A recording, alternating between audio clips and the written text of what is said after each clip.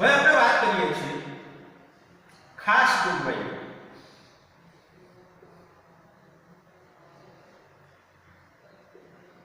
ખાસ જોગવાઈઓ. હવે ખાસ જોગવાઈઓ મુજબ પહેલી, રાજ્ય નીતિના માર્ગદર્શક સિદ્ધાંતો મુજબ રાજ્ય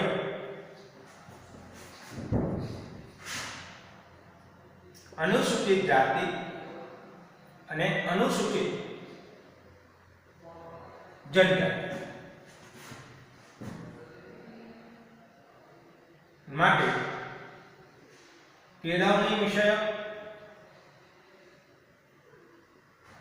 અને આર્થિક લાભ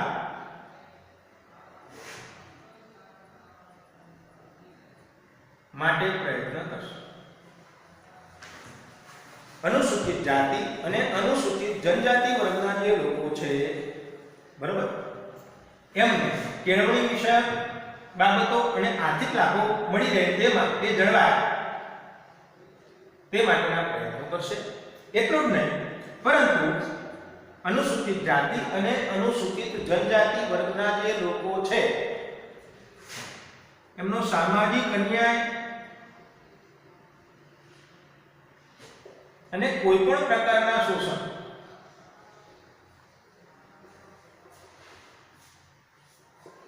શોષણથી એમનું રક્ષણ કરશે. તો પહેલો જે પોઈન્ટ છે બે બાબતો, તો કે રાજનીતિના માર્ગદર્શક સિદ્ધાંતો જે છે જે આપણે ગયા વર્ષે ભણી ગયા છે. તો રાજ્ય નીતિના માર્ગદર્શક સિદ્ધાંતો દ્વારા રાજ્યને એ આદેશ આપવામાં આવ્યો છે કે ભાઈ જે તે રાજ્ય એટલે સરકાર અનુસૂચિત જાતિ અને અનુસૂચિત જનજાતિના વર્ગના જે લોકો છે એમની કેળવણી વિષયક જે બાબતો છે એની કાળજી રાખશે અને સાથે સાથે એમના આર્થિક લાભો જળવાય, બરાબર, તેની કાળજી રાખશે. આ ઉપરાંત અનુસૂચિત જાતિ અને અનુસૂચિત જનજાતિ વર્ગના જે લોકો છે એમને સામાજિક અન્યાય અને કોઈ પણ પ્રકારના શોષણ સામે રક્ષણ આપશે. ઓકે, તો અહીંયા જે છે યાદ રાખવાનું કલમ 46 રાજનીતિના માર્ગદર્શક સિદ્ધાંતો જે છે એ સિદ્ધાંતોની કલમ 46 મુજબ રાજ્યને અનુસૂચિત જાતિ અને અનુસૂચિત જનજાતિ વર્ગના લોકોના રક્ષણની ખાતરી આપવામાં આવે છે. હવે આપણે વાત કરીએ બીજી, આર્ટિકલ 16(4). આર્ટિકલ 16(4) પ્રમાણે રાજ્ય હસ્તકની નોકરીઓમાં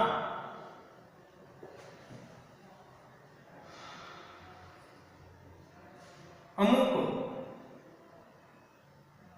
જાતિનું પ્રમાણ જળવાયું નથી.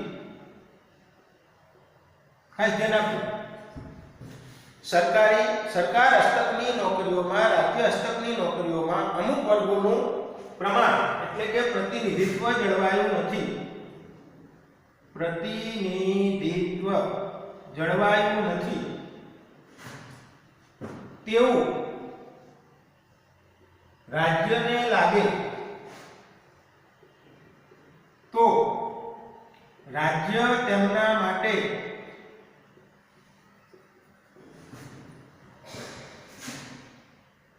જગ્યાઓ કે નોકરીઓ અનામત રાખી શકે તેવો અધિકાર રાજ્યોને આપવામાં આવેલો છે. ફરીથી વાત સાંભળજો મિત્રો, આર્ટિકલ 64(4) પ્રમાણે રાજ્ય એટલે કે સરકાર હસ્તકની, જેને આપણે સરકારી નોકરીઓ કહીએ છીએ, સીધી સાદી ભાષામાં સમજાવું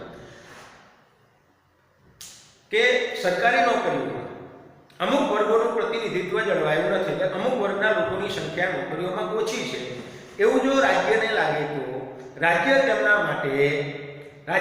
માટે કેટલીક જગ્યાઓ અને નોકરીઓ અનામત રાખી શકે છે એવો રાજ્યને અધિકાર આપવામાં આવેલો છે.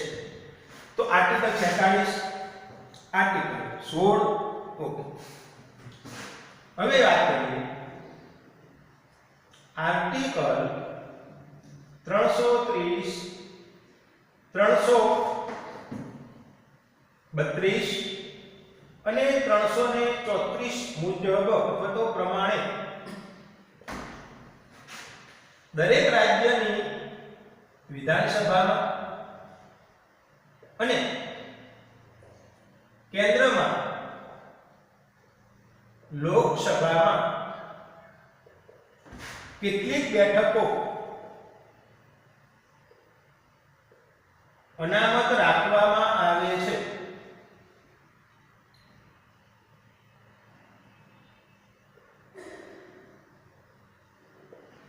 દરેક રાજ્યની વિધાનસભામાં અને કેન્દ્રની લોકસભામાં અનુસૂચિત જાતિ અને અનુસૂચિત જનજાતિ વર્ગના લોકો માટે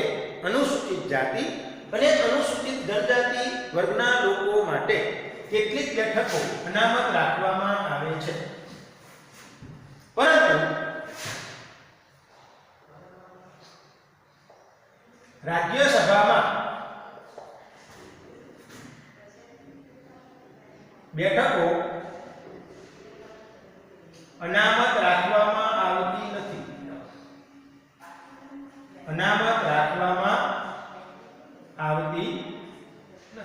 ફક્ત વિધાનસભામાં અને લોકસભામાં જ અનામત બેઠકો રાખવામાં આવે અનુસૂચિત જાતિ અને અનુસૂચિત જનજાતિ વર્ગના લોકો માટે. પરંતુ રાજ્યસભામાં આવી કોઈ પણ પ્રકારની બેઠકો અનામત રાખવામાં આવતી નથી. આ ઉપરાંત ગ્રામ પંચાયતો અને નગરપાલિકાઓ જે છે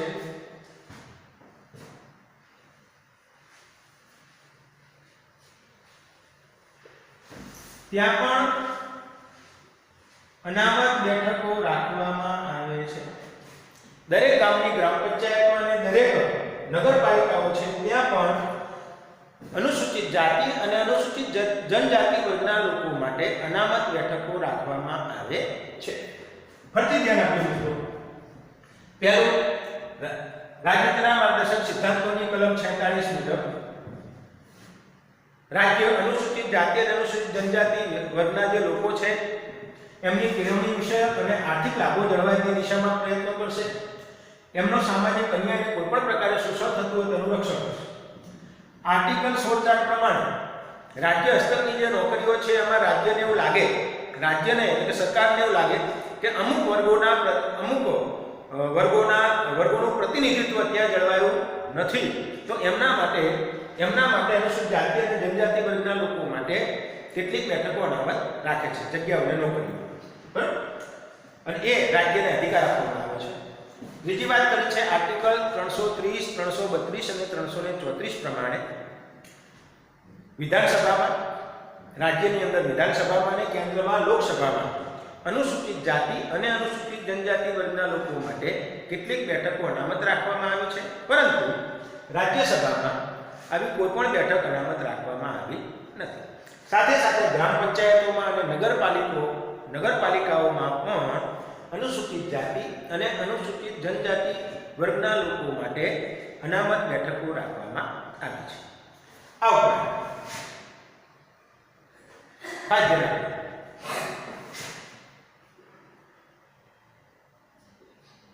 પંચવર્ષીય યોજનાઓ તેમના માટે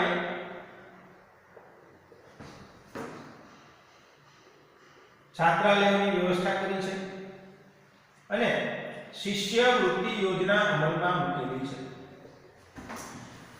અત્યાર સુધી જેટલી પંચવર્ષીય યોજનાઓ અમલમાં આવી, દરેક પંચવર્ષીય યોજનાની અંદર આ વર્ગના લોકો માટે છાત્રાલયની વ્યવસ્થા પણ કરી છે અને સાથે સાથે શિષ્યવૃત્તિઓ, બરાબર, આ વર્ગના બાળકોને શિષ્યવૃત્તિઓ મળી શકે, બરાબર, તે માટેની યોજનાઓ પણ શરૂ કરી છે.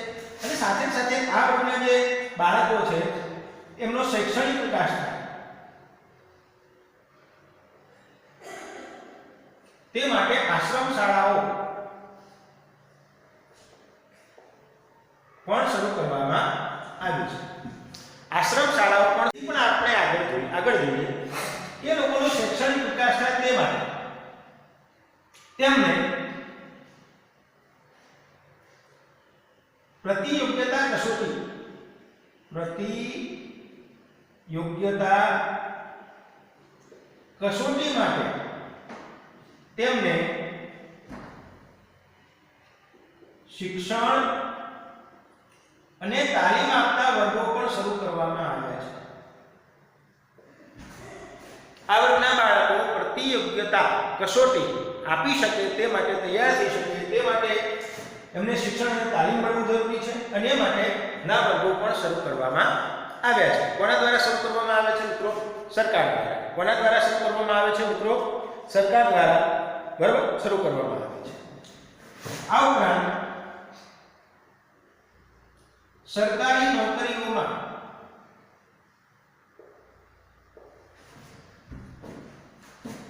આ વર્ગના ઉમેદવારો જે હોય એ ઉમેદવારો માટે ઉંમર, ફી અને લાયકાતમાં છૂટછાટો આપવામાં આવે છે.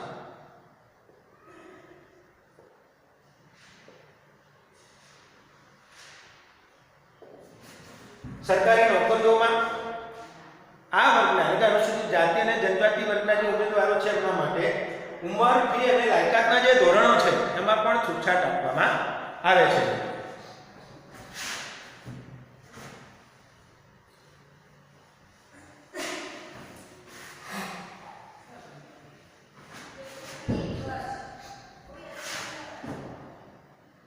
ડોક્ટર બાબા સાહેબ આંબેડકર સંસ્થા, આ સંસ્થા દ્વારા જે લોકો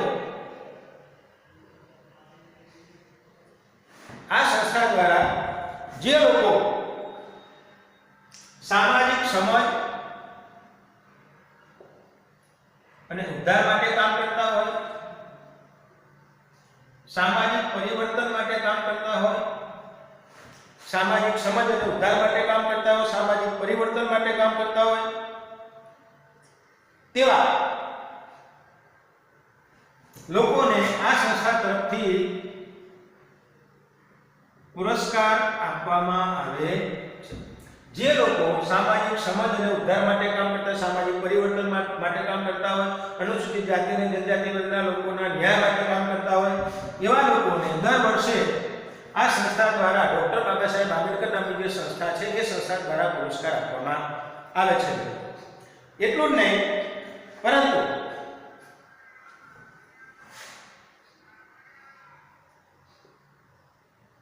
દરેક રાજ્યમાં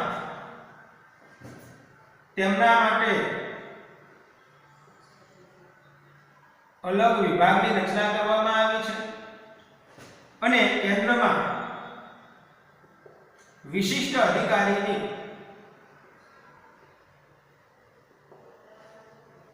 નિમણૂક કરવામાં આવી છે. રાજ્યમાં આ વર્ગના લોકો માટે એક વિશિષ્ટ વિભાગ પણ શરૂ કરવામાં આવ્યો છે અને સાથે સાથે કેન્દ્રમાં એક વિશિષ્ટ અધિકારીની પણ નિમણૂક કરવામાં આવી છે અને સાથે સાથે આ વર્ગના લોકો માટે રાષ્ટ્રીય આયોગ પણ શરૂ કરવામાં આવ્યો છે.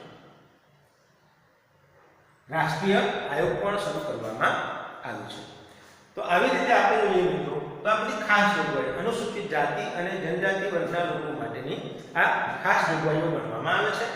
અહીંયાથી ફરીથી આપણે વાત કરીએ તો આપણા દેશમાં જે પંચવર્ષીય યોજનાઓ છે, પંચવર્ષીય યોજનાઓમાં અનુસૂચિત જાતિ અને જનજાતિ વર્ગના લોકો માટે છાત્રાલયોની વ્યવસ્થા કરવામાં આવી છે. એટલે છાત્રાલયો ખોલવામાં આવે છે, શિષ્યવૃત્તિઓની યોજના કરવામાં આવી છે અને સાથે સાથે આશ્રમ શાળાઓ પણ શરૂ કરવામાં આવી છે.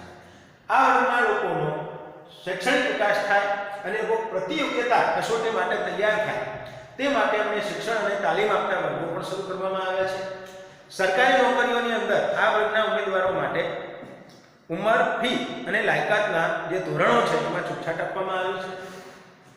ડૉક્ટર બાબા સાહેબ આંબેડકર નામની જે સંસ્થા છે, આ સંસ્થા દ્વારા જે લોકો સામાજિક સમજ, ઉદ્ધાર, ન્યાય, ક્ષમતા, સામાજિક પરિવર્તન વગેરે માટે કામ કરતા હોય તેમને ગૌરવ પુરસ્કારથી સન્માનિત કરવામાં આવે છે. દરેક રાજ્યની અંદર આ વર્ગ માટે એક અલગ વિભાગ શરૂ કરવામાં આવ્યો છે અને રાજ્ય અને કેન્દ્રની અંદર એક વિશિષ્ટ અધિકારીની નિમણૂક કરવામાં આવી છે. તો સાથે સાથે આ વર્ગના લોકો માટે સમગ્ર દેશમાં રાષ્ટ્રીય આયોગ પણ શરૂ કરવામાં આવ્યું છે. તો મિત્રો, આટલી જે જોગવાઈઓ છે એક ખાસ જોગવાઈઓ ગણાય છે. હવે પછી આપણે ત્રીજા પ્રકારની જે જોગવાઈઓ છે એનો અભ્યાસ કરીશું. અસ્તુ.